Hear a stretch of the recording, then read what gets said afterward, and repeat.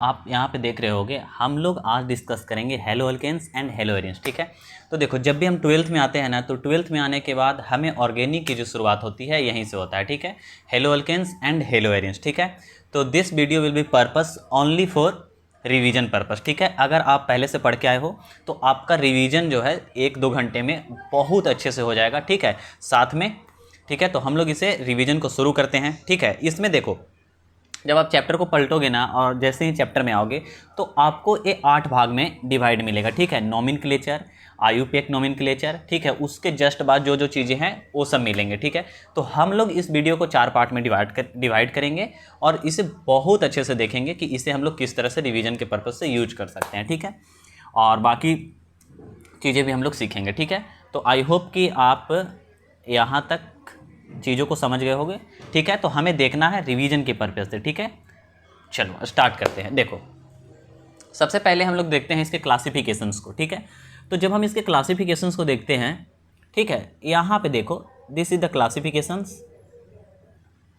देखो क्लासिफिकेशंस इसको ना सबसे पहले किया जाता है on the basis of number of hydrogen atom.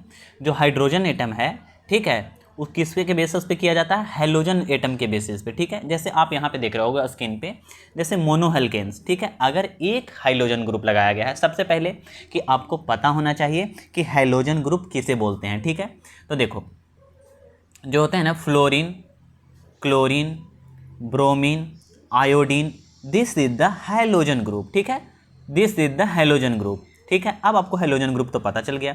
अब हमें क्या देखना है कि मुझे क्लासिफिकेशन पढ़ना है। तो क्लासिफिकेशन में हम लोग देखेंगे कि on the basis of number of halogen atom. ठीक है, कि हैलोजन एटम के बेसिस पे ही हम लोग यहाँ पे क्या पढ़ रहे हैं? क्लासिफिकेशंस। अब सिंपल सी चीज़ें हैं, जैसे यहाँ पे देखना, यहाँ पे आपको दिख रहा होगा मोनो हेलो एल्केन्स। ठीक है, मोनो का मतलब क्या होता है कि एक, अगर एक हेलोजन ग्रुप लगा है तो उसे क्या बोलेंगे हम लोग? Mono hello alkane. अब देखो हमने क्या देखा कि हमें क्या पढ़ना है, हमने देखा इसमें कि हमें पढ़ना क्या है। जैसे देखो यहाँ पे चैप्टर का नाम दिया है haloalkanes and haloarenes, तो haloalkanes, mono haloalkanes. अब यहाँ पे आपको दिख रहा होगा अल्केन। ठीक है, ALKNE अल्केन। ठीक है, तो ANE आता है तो हम लोग समझ जाते हैं कि कार्बन है, और कार्बन जो है वो सिग्मा बॉन्ड के साथ जुटा हुआ है या 4 सिग्मा बॉन्ड बनाएगा। ठीक है, तो अब हम लोग इसे ईजिली देख पाएंगे। ठीक है, अब देखना मोनो मतलब क्या होता है? एक। हेलो मतलब क्या हो गया? हेलोजन। अल्केन का मतलब अल्केन। ठीक है, 11th हमारा क्लियर है, तो ये पता चल गया हमें कि this is the hello alkane. उसके बाद डाई, डाई का मतलब 2, हेलो का मतलब हेलोजन ग्रुप, और अल्केन का मतलब अल्केन। ठीक है, अब जैसे कि देखो यहाँ पे डाई हेलो अल्केन लिखा गया है, यहाँ पे मोनो हेलो एल्केन लिखा है। अब जो इसका जो आयुपेक नॉमेनक्लेचर होता है वो आप आयुपेक नॉमेनक्लेचर भी कर सकते हो। देखो इन्हीं चीज़ों को हम लोग अगले सेशंस में, जैसे अभी हम लोग क्या पढ़ेंगे? 2 चीज़। पहला क्या कि हम लोग इसे के क्लासिफिकेशन को समझ रहे हैं, दूसरा क्या, हम इसके नॉमेनक्लेचर को समझेंगे कि नॉमेनक्लेचर जो आयुपेक नॉमेनक्लेचर होता है उसे हम लोग कैसे करेंगे। ठीक है, तो आयुपीएससी उसे नहीं पढ़ा जाता। आपको लग रहा होगा कि मैं आयुपेक क्यों बोल रहा हूँ, तो उसका जो प्रोनाउंसिएशन होता है वो आयुपेक ही होता है। ठीक है, चलो, तो ट्राई का मतलब क्या हो गया? 3, हेलो का मतलब क्या हो गया? 3 हाइलोजन, और अल्केन का मतलब क्या हो गया? अल्केन। तो ठीक है, इसे बोलते हैं ट्राई हेलो अल्केन। यहाँ तक आपका डाउट क्लियर हुआ होगा। ठीक है, चलो ये तो हम लोग समझ गए। उसके बाद यहाँ पे देखना मोनो हेलो हेलो एरिन्स। ठीक है, mono hello arenes. Mono hello arenes में क्या होता है कि एरिन्स का मतलब ही होता है डबल बॉन्ड। ठीक है, जब भी आपको दिखे ना, क्या दिखे? ARENE arene. ठीक है, तो आप समझ जाना कि यहाँ पे डबल बॉन्ड तो आएंगे, और कैसे डबल बॉन्ड आएंगे? जो कंजुगेशन में पार्टिसिपेट होंगे उस तरह के डबल बॉन्ड आएंगे। यहाँ तक मेरा और आपका सारा डाउट क्लियर हो गया होगा। ठीक है, और उसके बाद तो आपको भी पता है। ठीक है, क्या मोनो का मतलब 1 होता है, हेलो का मतलब हेलोजन होता है, एरिन्स का मतलब यहाँ पे एरिन्स लगा हुआ है तो मोनो हेलो एरिन्स। डाई का मतलब 2, हेलो का मतलब 2 हाइलोजन ग्रुप, कोई भी हाइलोजन ग्रुप। जैसे यहाँ पे देखो हम लोग मान लेते हैं कि X लगाते हैं, तो हमें पता है कि यहाँ पे हम लोग फ्लोरीन को लेंगे, क्लोरीन को लेंगे, ब्रोमीन को लेंगे, आयोडीन को लेंगे। इस तरह से चीज़ें हमारा क्लियर हो जाएगा। ठीक है, तो X का मतलब वही समझना है। ठीक है, हेलोजन ग्रुप को। ठीक है, तो mono halo alkane, mono hello arenes, उसके बाद डाई हेलो एरिन्स, उसके बाद ट्राई हेलो एरिन्स। तो हम लोग एक चीज़ को तो समझ गए 6.11 को, on the basis of number of halogen atom, कि हेलोजन एटम के टर्म में हम चीज़ों को कैसे क्लासीफाई करेंगे। उसके बाद हम लोग इस टर्म को समझेंगे, ठीक है। ये टर्म को देखना, मैं एक चीज़ें फिर से बता दे रहा हूँ, देखो कि अगर आप वीडियो पे यहाँ पे हो तो मैं फिर से बता रहा हूँ कि this is the revision purpose. और अगर आपको एनसीईआरटी बुक पढ़ना हो ना तो किस तरह से पढ़ते हैं, ठीक है। सबसे पहले देखो नॉमेनक्लेचर में पढ़ रहे हैं हम लोग, ठीक है। और उसके बाद आपको ये ऐसे, अगर आप पहले से रीड किए हो तो आपको ये रीड करने की ज़रूरत है, और नहीं तो मैं आपको बता रहा हूँ कि किस तरह से हम लोग एनसीईआरटी को रिवीजन पर्पस से यूज कर सकते हैं, ठीक है। उसके बाद आपको यहाँ पे दिख रहा होगा, चलो बकैती कम करते हैं और कॉन्सेप्ट पे ध्यान देते हैं, ठीक है। कंपाउंड कंटेनिंग sp3 कार्बन और उसके साथ में क्या लगा है, हैलोजन बॉन्ड। हैलोजन में देखो एक्स पे यहाँ पे लिखा गया है ना, फ्लोरीन, क्लोरीन, ब्रोमीन, आयोडीन। चलो यहाँ तक तो हम सबका क्लियर है भैया। अब जैसे compound containing sp3 carbon atom, तो इसमें हमें, और अगर हम लोग 11th पढ़ के आए हैं तो हमें पता है कि sp3 कार्बन एटम, तो आपको यहाँ पे क्या आना चाहिए कि sp3 कार्बन एटम जो जैसे कि हम लोग ऑर्गेनिक पढ़ते हैं तो ऑर्गेनिक में हम लोग इजीली आइडेंटिफाई कर पाएँ कि this is the sp3 carbon atom, या ये चीज़ आपको क्लियर होना चाहिए, ठीक है। अब देखो compound containing sp3 halogen bond, ठीक है। अब sp3 कोई भी कार्बन एटम होगा और उसके जस्ट बगल में हम लोग क्या लगाएंगे, हैलोजन ग्रुप लगा देंगे, हैलोजन ग्रुप लगा देंगे, ठीक है। अब इसको फर्दर डिवाइड किया गया है। पहले में हम लोग क्या पढ़ेंगे, पहले में दिया है हमारा allylic halide and haloalkanes, alkyl halide, sorry alkyl halide. तो अल्काइल हेलाइड, अल्काइल का मतलब आपको पता है, अल्काइल कैसे लिखते हैं हम लोग, देखो एक मिनट। अल्काइल कब लिखते हैं, जैसे मान लो कि आपने लिखा CH4, कोई ईथेन ग्रुप है, ठीक है, ईथेन ग्रुप लगा हुआ है, ठीक है। अब जैसे कोई ईथेन ग्रुप लगा है तो हम लोग क्या करते हैं कि ईथेन में से एक हाइड्रोजन को हटा देते हैं, जैसे यहाँ पे CH4 है तो एक हाइड्रोजन को हटाने के बाद क्या हो गया, ये हो गया मिथाइल, उसी तरह से इथाइल, और ये उसका जो है एक टर्म है अल्काइल। अल्काइल का मतलब क्या कि उसमें से जो मीथेन है या ईथेन है, उस तरह के जो भी मीथेन ईथेन प्रोपेन ग्रुप आते हैं उसमें से एक हाइड्रोजन को रिप्लेस करना है और YL जोड़ना है, ठीक है। तो उसी को बोलते हैं हम लोग अल्काइल, ठीक है। तो अल्काइल कैसे होता है वो तो हम लोग समझ गए। अब हमें देखना है हेलाइड, हेलाइड का मतलब वही हाइड्रोजन ग्रुप लगे होंगे, ठीक है। तो जहाँ पे भी टर्म आएगा अल्काइल हेलाइड, ठीक है, तो इसे हम लोग फर्दर 3 भाग में डिवाइड कर देते हैं। आपको पता होगा प्राइमरी किसे बोलते हैं, जब हाइड्रोजन ग्रुप सिर्फ एक कार्बन एटम से जुड़ा हुआ हो, ठीक है। जैसे यहाँ के कार्बन एटम से जुड़ा है और एक कार्बन एटम सिर्फ एक कार्बन से जुड़ा हुआ है तो इसे बोलते हैं प्राइमरी, ठीक है। उसके बाद सेकेंडरी किसे बोलते हैं, जब एक कार्बन एटम जो हाइड्रोजन के साथ लगा है, अगर वो कार्बन एटम 2 कार्बन एटम से जुड़ा है, देखो यहाँ पे भी कार्बन है, यहाँ पे भी कार्बन है, ठीक है, तब उसे बोलते हैं क्या, सेकेंडरी कार्बोकेटायन। टर्सरी का मतलब भी आपको पता होगा, ठीक है। चलो, तो टर्सरी का मतलब ही पता है हमें कि जो कार्बन एटम है, कार्बन एटम से फर्दर 3 कार्बन एटम जो हैं वो जुड़े होंगे तो उसे बोलेंगे टर्सरी कार्बो एटम। चलो ये भी हमारा क्लियर हो गया।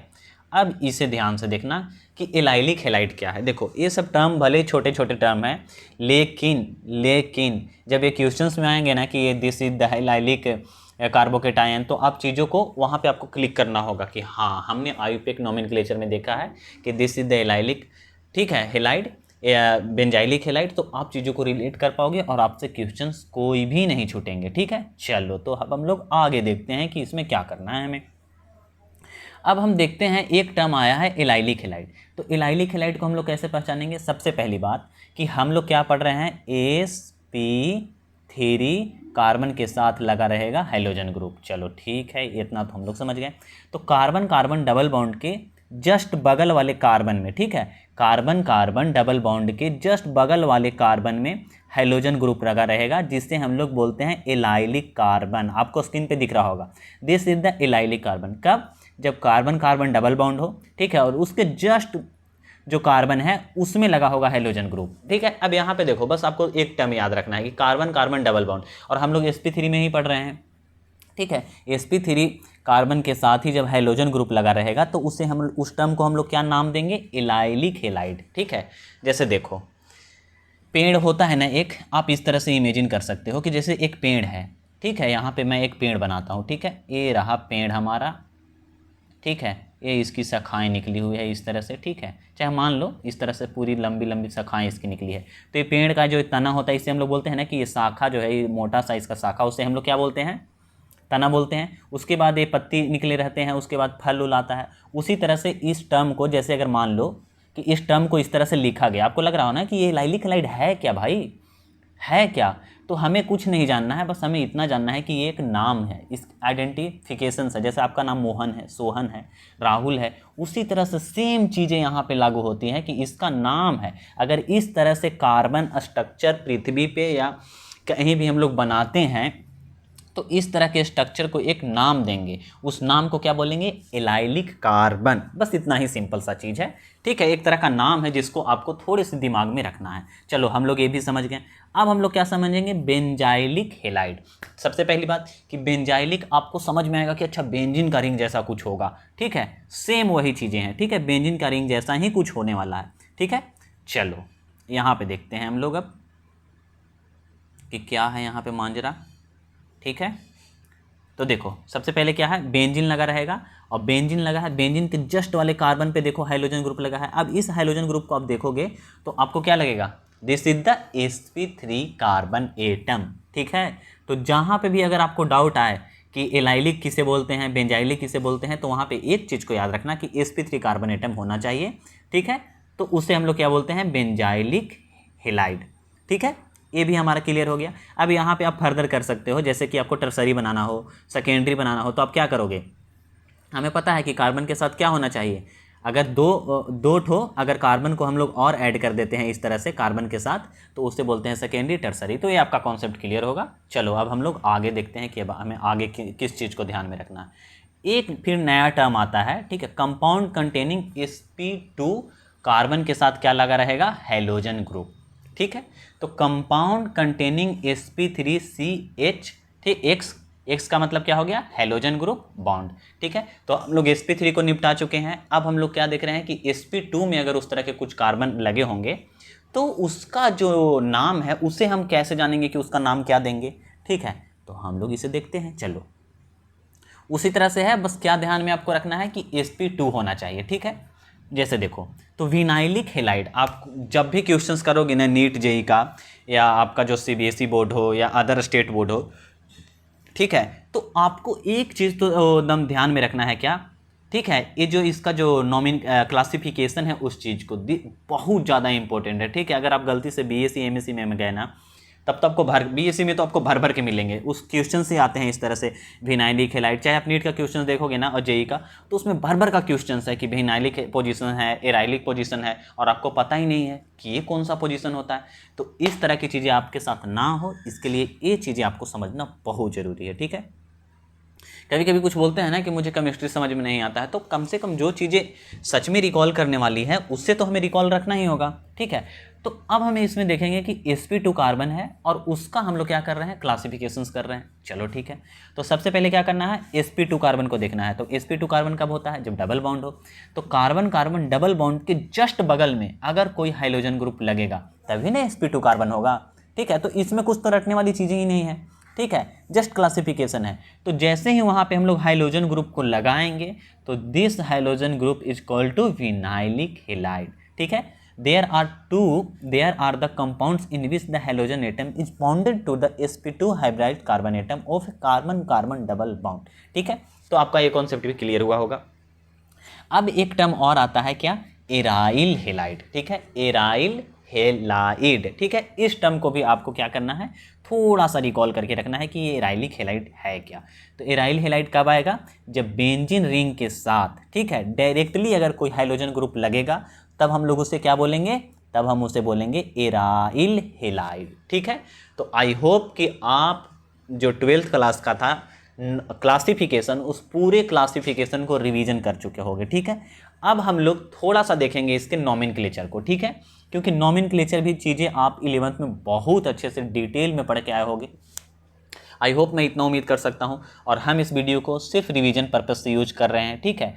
और आपको जो मुझे चीज़ें समझ में आती हैं मैं आपको समझाने की भी कोशिश कर रहा हूं कि हम इस तरह से चीज़ों को रिकॉल करके याद रख सकते हैं इसे लंबे समय तक, ठीक है। चलो तो अब हम लोग क्या देखेंगे? नॉमेनक्लेचर, ठीक है। देखो मैं मेरे चैनल पे ही नॉमेनक्लेचर के लिए मैंने बहुत से वो बनाए थे, और मैं तो जनरली चार रूल फॉलो करता हूँ नॉमेनक्लेचर के लिए, जो मैं आपको भी बता देता हूँ, ठीक है। आज हम लोग क्या देखने वाले हैं? नॉमेनक्लेचर। तो नॉमेनक्लेचर को जल्दी से रिकॉल करने के लिए हम लोग क्या करेंगे?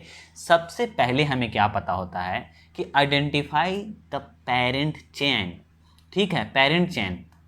ठीक है, सबसे पहले हमें आइडेंटिफाई करना पड़ता है कि पेरेंट चेन जो है वो कौन सा है। ठीक है, तो जैसे आप यहाँ पे देखना, कॉमन नाम तो होता ही है, जैसे कि कोई भी मॉलिक्यूल होते हैं उसके कुछ कॉमन नाम भी होते हैं। ठीक है, आप 11th क्लास में जाओगे ना, 11th क्लास से तो आप पढ़ के आ गए हो, तो आपको पता होगा कि आइसोप्रोपाइल क्लोराइड किसे बोलते हैं, आइसोब्यूटाइल क्लोराइड किसे बोलते हैं, और आपको ये सारी चीज़ें भी हैं वो पता होनी चाहिए, नहीं तो आपका मतलब वो है। फिर यही मैं बोलूँगा कि ये 4 चीज़ें आप लिख लो। पहला क्या, आइडेंटिफाई द पेरेंट चेन। सबसे पहले हमें क्या करना है कि पेरेंट चेन को आइडेंटिफाई करना है। ठीक है, पेरेंट चेन बोलने का मतलब ये है कि जो चेन जितना ज़्यादा लंबा है उस चेन को पहले काउंट करना है।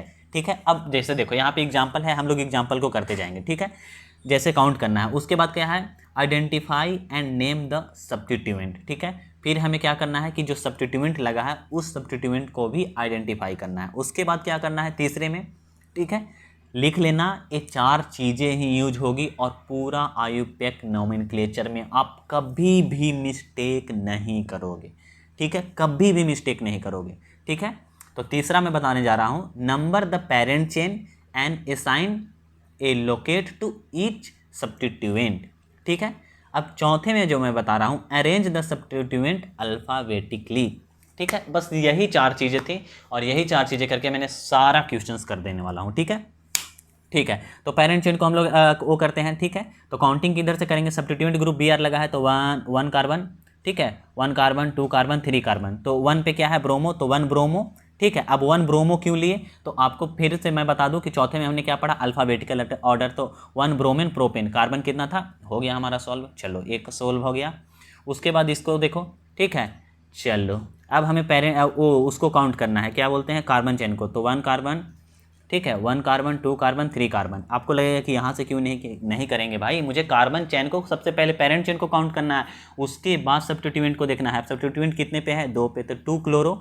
अब 2 क्लोरो क्यों आया, पहले क्लोरो क्यों आया, प्रोपन क्यों नहीं आया, तो फिर से बता रहा हूँ कि अल्फ़ाबेटिकल ऑर्डर। अब मैं जल्दी जल्दी इसलिए करा रहा हूँ क्योंकि हम लोग रिवीजन पर्पस से इस वीडियो का यूज कर रहे हैं। यहाँ पर हम लोग सीख नहीं रहे हैं, हम लोग रिविजन कर रहे हैं, और ये सब चीज़ें तो आपको पता होनी ही चाहिए। चलो, तो 2 क्लोरो क्या हो जाएगा, प्रोपेन हो गया। उसके बाद देखो यहाँ पे आना। ठीक है, कंफ्यूजन नहीं होना है, सबसे पहले पेरेंट चेन को काउंट करो। ठीक है, पेरेंट चेन को काउंट करना है तो 1। ठीक है, यहाँ पे क्या देंगे हम लोग, 1 कार्बन। ठीक है, अब आपको लगेगा कि हम लोग इस साइड से क्यों काउंटिंग नहीं कर रहे हैं, तो फिर से वही rule, identify the name the substituent. हमें सब्स्टिट्यूएंट को आइडेंटिफाई करना है और सबसे कम मार्क्स देना है उसे, जितना कम हो सके। ठीक है, अगर यहाँ पे मिथाइल है, ठीक है, यहाँ पे अगर आपको मिथाइल दिख रहा हो और यहाँ पे क्लोरीन दिख रहा हो, ठीक है, तो अगर मान लो कि आपने यहाँ पे काउंट किया, ठीक है, कि 1 कार्बन इसको देंगे, 2 इसको देंगे और 3 इसको देंगे, तो देख रहे हो 3 पे आ रहा है, और ये कितना पे आ रहा है, ये 1 1 2, तो 2 एंड 3 पे आ रहा है। और जब हम इसे काउंट करेंगे 1, तो यहाँ पे 1 आएगा, 1 2 3, 1 और 3, तो 2 और 3 से अच्छा 1 और 3 है। ये सब चीज़ें हम लोग 11th क्लास में बहुत डिटेल से पढ़ के आए हैं, तो आई होप कि आपको दिक्कत नहीं होगा। ठीक है, तो देखो यहाँ पे 1 कार्बन 2 कार्बन 3 कार्बन। अब हमें देखना है कि क्लोरो और मीथेन, क्लोरो है और मिथाइल ग्रुप लगा हुआ है, तो अल्फ़ाबेटिकल ऑर्डर आ गया ना यहाँ पे। तो 1 पे क्या था, क्लोरो, तो 1 क्लोरो। 2 पे क्या है, 2 पे क्या है, मिथाइल, तो 2 मिथाइल। और कितने कार्बन हैं, 3 कार्बन है, तो प्रोपेन। सिंपल सा था। अब ये सब चीज़ें में अगर आप सच में गड़बड़ कर रहे हो तो बिलीव मी, देखो यूट्यूब पे बहुत सारा वीडियो डालते हैं लोग, और कहीं कहीं तो बहुत अच्छा से समझाए हुए भी हैं, तो आप जाओ अच्छे से। ठीक है, और मैं फिर से बोलूँगा, आप कहीं भी जाओ, कितना भी अच्छा से पढ़ लो, अगर आपको ये 4 चीज़ें पता है, identify the parent chain, identify and name the substituent, number the parent chain assign to locate to each substituent, और arrange the substituent alphabetical order, बस ये 4 चीज़ें हैं। 4 ही मतलब ये पूरा है, जो मतलब बोलते हैं ना कि आयुपेक नोमेनक्लेचर का, ये पूरा है। और ठीक है, और बस उसमें आपको एडिशनल में क्या पता होना चाहिए, जो एनसीईआरटी में ऑर्डर दिया गया है कि वो ऑर्डर किस तरह से फॉलो होता है। ठीक है, बस इतना ही करना था। उसके बाद अब हम लोग इसमें आते हैं। ठीक है, तो ये क्या लगा है, ब्रोमीन लगा है, तो ब्रोमीन, तो ठीक है, कॉमन नेम तो इसको ब्रोमोबेंजीन हो जाएगा, लेकिन आयुपेक नोमेनक्लेचर क्या होगा, ब्रोमोबेंजीन, क्योंकि ब्रोमीन यहाँ पे आएगा। अब इसे हम लोग काउंट करेंगे तो 1 2 3 करेंगे, तो 1 2 3 डाई 2 के लिए क्या हो गया, डाई, और ब्रोमो, तो ब्रोमीन लगा है तो 2 के लिए ब्रोमो, और बेंजीन है तो बेंजीन लगा दिए। ठीक है, तो आई होप कि आपको ये भी चीज़ें समझ में आ गई होंगी। ठीक है। अब यहाँ पे क्या है, देखो कॉमन नेम भी आपको चीज़ों मैं बोलूँगा कि कॉमन नेम भी आपके दिमाग में होना चाहिए। ठीक है, देखो यहाँ पे ये क्या है, मेटा डाइबोरेन। ठीक है, ओम प्रकाश से आप याद रख सकते हो, OMP। ठीक है, अगर यहाँ पे है तो ओम, यहाँ पे है तो क्या, एम। ठीक है, और यहाँ पारा पे है तो पी। ठीक है, तो OMP से आप याद रख सकते हो इसे, ओम प्रकाश से। ठीक है, मेटा पोजीशन क्या होता है, पैरा पोजीशंस क्या होता है। ठीक है, उसके बाद हम लोग यहाँ पे देखेंगे कि 1 2 3 4 5। ठीक है, तो 1 3 1 पे क्या है 1 3 एंड 5, तो 3 का हेलोजन ग्रुप लगा, 3 है ब्रोमीन ग्रुप लगा है तो 3 ट्राई हो जाएगा, ब्रोमो है तो ब्रोमो, और बेंजीन है तो बेंजीन। तो ये भी हम लोग चीज़ों को कर लिए हैं। चलो अब आगे चलते हैं, अब इसको देखते हैं। ठीक है, इसे देखना, ध्यान से देखना। चलो अब गिनती चालू करते हैं। तो गिनती कहाँ से चालू करेंगे, यहाँ से ही चालू करेंगे। ठीक है, 1 2 एंड 3। ठीक है, 1 2 3 ऐसे गए हम लोग, तो 1 क्लोरो 2 2 डाइमिथाइल प्रोपेन आएगा। अगर आपके दिमाग में इस तरह की चीज़ें आएँ कि 1 2 3, तो हम लोग के सामने क्या आ रहा है, 1 के सामने 1 और 2 और 2। देखो यहाँ से ध्यान से देखना, देखो कभी कभी हम लोग ना बड़ा अजीब मिस्टेक करते हैं, उस मिस्टेक को ना हो आपसे, इसलिए मैं आपको बता रहा हूँ। देखो 1 हुआ, ठीक है, 1 हो गया, 2 हो गया, 2 हो गया। अब मान लो कि आपने क्या किया, आपने कहा कि हम तो थोड़े अजीब आदमी हैं सर, इधर से गिनेंगे, चलो गिन लो। तो 1 2 2 पे क्या है, 2 2 2 सब्स्टिट्यूएंट है, और ये तीसरे पे क्या लगा है, आप देखो ये आपको क्या लग रहा है, नंबर द पेरेंट चेन जो इसका है वो identify the name of the substituent, और इसका पर्टिकुलर ऑर्डर है, यहाँ पे 1 है, तो ये 1 तो ऐसे ही जीत गया ना। 1 और 2 में अगर मुझे चुनना हो तो मैं 1 को चुनूंगा, क्योंकि मैं उसे जितने कम नंबर प्रायोरिटी ऑफ कम नंबर देना रहता है, जितना कम नंबर हम उसे दे सकते हैं उतना कम नंबर देंगे चेन को, और कार्बन चेन को पूरा भी करेंगे। सबसे पहले क्या है, पेरेंट चेन को count, identify the name the substituent, उस सब्स्टिट्यूएंट को आइडेंटिफाई करना रहता है। ठीक है, जो सबसे कम प्रायोरिटी पे हो, तो हम लोग इसे मार्क करेंगे ना, इसे, ये तो पूरी गलत हो गया। ठीक है, तो आपको बेसिक भी पता है तो आप इसे आराम से कर लोगे। ठीक है, तो 1 क्लोरो 2 2 2 डाइमिथाइल प्रोपेन हो जाएगा, और यहाँ पे देखो, यहाँ पे आप कहीं से भी काउंट करो 2 ब्रोमो प्रोपेन ही होगा। आई होप कि आपको ये चीज़ें भी क्लियर हो गया होगा।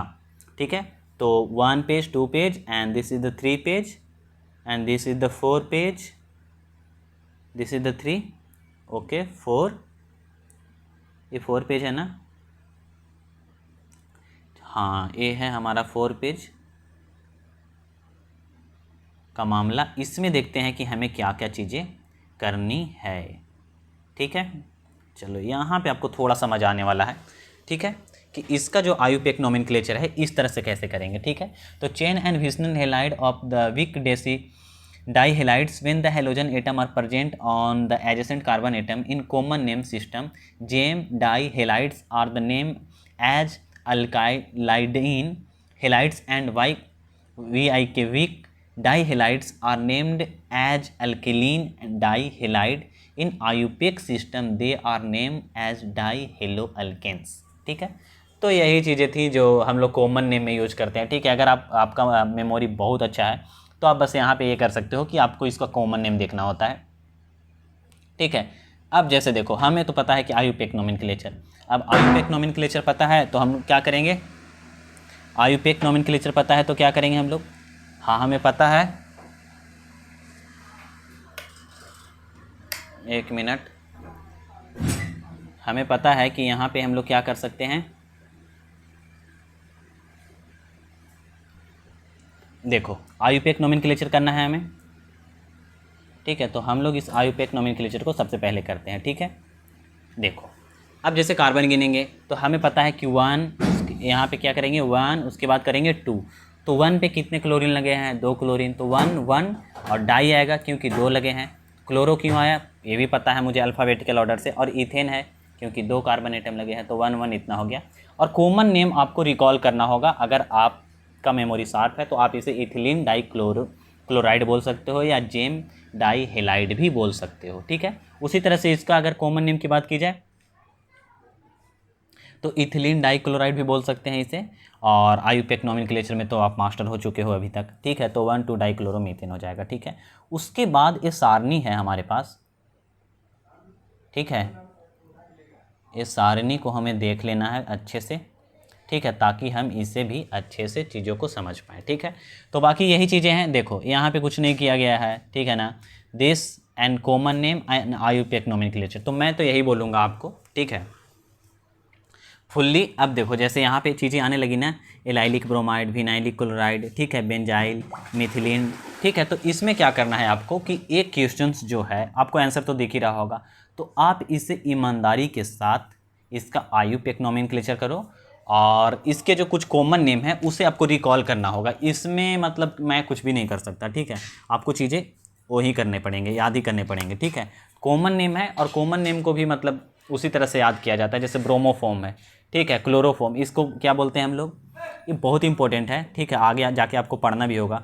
क्लोरोफॉर्म कैसे बनाते हैं, ब्रोमोफॉर्म कैसे बनाते हैं, कार्बन टेट्राक्लोराइड, ठीक है। तो कभी कभी हम लोग कॉमन नेम का यूज कर लेते हैं, ठीक है, क्योंकि वो बहुत कॉमन होते हैं, इसलिए कॉमन नेम का यूज कर लेते हैं, ठीक है। और बाकी IUPAC नोमेनक्लेचर आप सारा का कर सकते हो, ठीक है। तो आई होप कि आप यहाँ तक समझ में आया होगा आपको, ठीक है। और ये रहा कुछ क्वेश्चंस जिसे भी हम कर सकते हैं, ठीक है। तो क्या करना है इस क्वेश्चंस को हमें करना होगा, ठीक है। Draw the structure of the 8 structure isomers that have the molecular formula इतना, name each the isomers according to IUPAC system and classify as the primary, secondary and tertiary bromide, ठीक है। इसमें क्या बोल रहा है क्वेश्चंस का, बहुत इंपॉर्टेंट क्वेश्चंस है ये, ठीक है। इसमें क्या बोल रहा है कि सबसे पहले तो इसके आइसोमर्स को लिखना है, ठीक है। इसके 8 आइसोमर्स होंगे और जो भी आइसोमर्स आएंगे उसका IUPAC नोमेनक्लेचर लिखना है, चाहे वो प्राइमरी हो, सेकेंडरी हो, टर्सरी हो, ठीक है। तो इस तरह से चीज़ों को आपको करना है, ठीक है। तो यहाँ पे तो आंसर ही दिया हुआ है तो कोई मतलब है नहीं, ठीक है, आप इसे कर सकते हो लेकिन, ठीक है। फिर ये भी क्वेश्चंस हैं, ठीक है, जैसे देखो इस क्वेश्चंस को हम लोग करते हैं, ठीक है। इस क्वेश्चंस को हम लोग ट्राई करेंगे और सारे क्वेश्चंस को कर डालेंगे, ठीक है।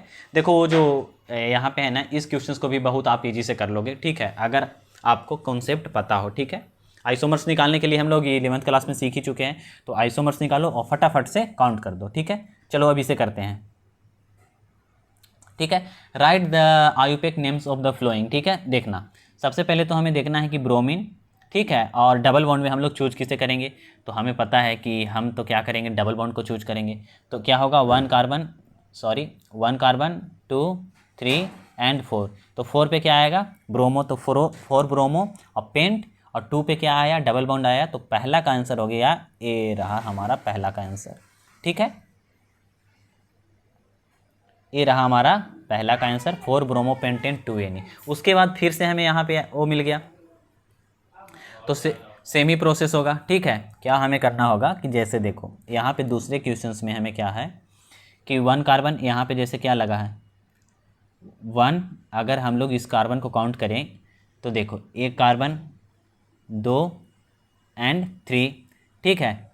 उसके बाद हमें पता चला कि 1 2 3, हाँ ये ठीक है, क्योंकि डबल बॉन्ड को तो लेना होगा पहले, तो डबल बॉन्ड को लेते हैं। उसके बाद देखेंगे कि 3 पे क्या है, ब्रोमीन लगा है, तो 3 ब्रोमो आ जाएगा। अब जैसे देखो आपको लग रहा हो कि 2 काहे नहीं पहले आया, तो अल्फ़ाबेटिकल ऑर्डर आपको पता होना चाहिए। तो 3 ब्रोमो 2 मिथाइल, उसके बाद कार्बन कितना हो गया, 1 2 3 एंड 4, ये देखो यहाँ तक आएंगे, 3 के बाद क्या आ जाएगा 4, ठीक है। तो इस तरह से देखो, ये इस तरह से, ठीक है, आ गए। तो 3 ब्रोमो 2 मिथाइल ब्यूट, 4 कार्बन हो गए, और 1 पे क्या है, 1 कार्बन पे EN लगा है, तो EN हो गया। उसी तरह से तीसरे पे आके देखते हैं, ठीक है। तो तीसरे में क्या करेंगे, हमें चाहिए सबसे पहली बात तो कि हमें चाहिए ऐसा कार्बन जो सबसे ज़्यादा वो लॉन्गेस्ट हो। तो देखते हैं, इस कार्बन को लेते हैं, 1 2 3 4 5, ठीक है, 5 कार्बन तो होंगे ही। उसके बाद क्या है, उसके बाद 4 पे आएगा 4 ब्रोमो, उसके बाद 3 पे मिथाइल लगा है, 1 2 3, और उसके बाद 4 पे लगा है, ठीक है। 1 मिनट, 1 2 3 एंड 4, तो 4 पे क्या लगा है, ब्रोमो, और 1 2 3 पे क्या लगा है, मिथाइल, तो 4 ब्रोमो 3 मिथाइल पेंटेन, 5 कार्बन है तो पेंटेन, और 2 पे क्या लगा है, डबल बॉन्ड लगा है। तो दिस इज द 3 आंसर, ठीक है। अब चौथे पे आके देखते हैं, चौथा भी सेम प्रोसेस है, उसे भी ऐसे ही कर देना है। देखो 1 2 3 4 एंड 5, ठीक है, 1 कार्बन 2 कार्बन 3 एंड 4, 4 कार्बन है इसमें, ठीक है, तो ब्यूट आएगा। और यहाँ पे देखते हैं, जैसे देखो यहाँ पे अगर हम लोग काउंटिंग यहाँ पे इसे इस तरह से करते हैं तो ये चीज़ें तो गड़बड़ हो जा रहा है, ठीक है, हाँ गड़बड़ तो हो रहा है, ठीक है, क्योंकि यहाँ पे ब्रोमीन लगा है और यहाँ पे मिथाइल ग्रुप लगा हुआ है। तो अगर तुम चौथे को देखोगे तो यहाँ पे इधर से काउंटिंग होगा, किधर से होगा, हम लोग काउंटिंग को यहाँ से करेंगे, 1 carbon 2 carbon and 3 carbon and 4 carbon, ठीक है। अब यहाँ से काउंटिंग करने का रीज़न क्या है कि अगर मान लो कि आप यहाँ से करते हो, ठीक है, जैसे देखो मान लेते हैं कि हम लोग यहाँ से काउंटिंग करना चालू करते हैं, ठीक है, देखना ध्यान से चीज़ों को, जैसे 1, उसके बाद 2, उसके बाद 3, ठीक है, और उसके बाद क्या आया 4, ठीक है। तो देखना 1 2 3 एंड 4, तो यहाँ पे ऐसे हम लोग क्या लिखते 4 ब्रोमो और उसके बाद क्या लिखते 3, 4 एंड 3, ठीक है, पहला बात। चलो ये तो लिख दिए हम लोग। उसके बाद अगर मान लो इसको हम लोग इधर से काउंटिंग करते हैं, ठीक है, कि 1, उसके बाद 2, उसके बाद 3, तो देखो यहाँ पे क्या आ रहा है 1 और उसके बाद 2 आ रहा है। तो हमें पता है कि हमें पेरेंट चेन तो काउंट करना ही था कि सबसे लंबा, ठीक है, तो अगर हम लोग इधर से पेरेंट चेन को काउंट करेंगे तो वही होगा, और यहाँ पे 1 और 2 आ रहा है, तो इसका जो काउंटिंग का नंबर है वो बहुत कम है, तो हम लोग इसको चूज करेंगे, 1 ब्रोमो 2 मिथाइल ब्यूटेन 2 NE, ठीक है। तो आई होप कि आप चीज़ों को समझ गए होंगे। चलो तो अब आगे चलते हैं और देखते हैं कि आगे का मांजरा क्या है, ठीक है। उसके बाद हम देखते हैं इस वाले क्वेश्चंस में, ठीक है, तो इस वाले क्वेश्चंस में क्या होगा कि इस वाले क्वेश्चंस में भी हम लोग वही चूज करेंगे, 1 2 3 एंड 4, ठीक है। तो 1 ब्रोमो ब्यूट 2 NE आएगा, ठीक है। उसी तरह से सेम चीज़ें 6 वाले क्वेश्चंस में भी, इस वाले क्वेश्चंस में भी होगा। इसमें क्या होगा कि ये देखो यहाँ से चूज करेंगे, क्यों, क्योंकि ये डबल बॉन्ड के जस्ट बगल में लगा हुआ है, ठीक है। तो 1 कार्बन 2 कार्बन 3 कार्बन, ठीक है, 3 कार्बन, तो 3 पे क्या है 3 ब्रोमो 2 मिथाइल प्रोपेन, ठीक है। तो ये हमारा हो गया क्वेश्चन सॉल्व।